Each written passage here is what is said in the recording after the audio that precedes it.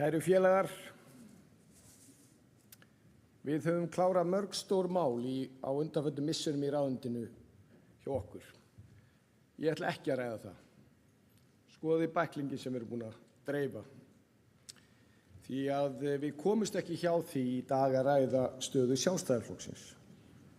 Því að við vitum að þetta er alvarleg staða. Og við þurfum að horfast í augu við raunveruleikann og spyrja okkur hvers vegna höfum við tapað trausti og á því berum við öll ábyrgð, ekki síst við kjörnir fulltrúar. Við hægri menn stöndum með einstaklingum. Við förum vel með peninga. Við reynum að einfalda líf fólks og veita því frelsi. En við verðum líka að sýna það í verki að við stöndum raunverulega fyrir þessa hluti. Við verðum að einfalda, við verðum að hagræða og gera það sem við stöndum fyrir. Og ríkisstjórnin okkar, hún sætir mikilli gagnrýni, ekki síst frá okkur. Og margt af þess á rétt á sér, en við verðum líka að gæta að sanngirni. Við megum ekki eingöngu rífa okkur niður. Við verðum líka að segja frá því sem vel er gert, því að við gerum það ekki, hver gerir það þá? Það voru við sem röfum kyrrstöðuna í orkumálum. Það voru við sem þorðum að takast á við útlendingamálin. Enginn annar flokkur lækkar skatta. Enginn annar flokkur sýnir minnsta áhuga að taka til í ríkisrekstri. Þetta sýnir sagan. Og nú er tíminn til að leita aftur í ræturnar. Stefna og gildi Sjálfstæðisflokksins eru undirstaða velmegunar og framfara.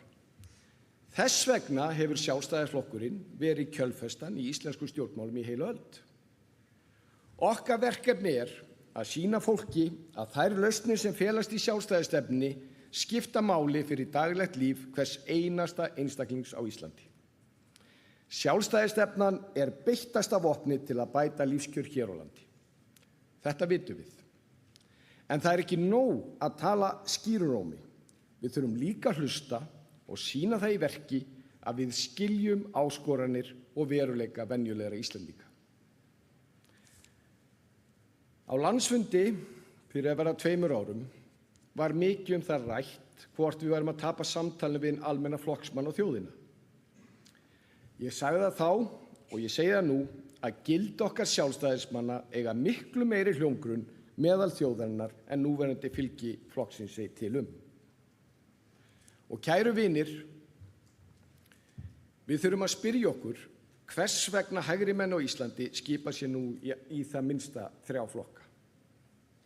Getur verið að við séum of viðkvæm fyrir gagnrýni og of gjörn að raða eingöngu já fólki kringum okkur.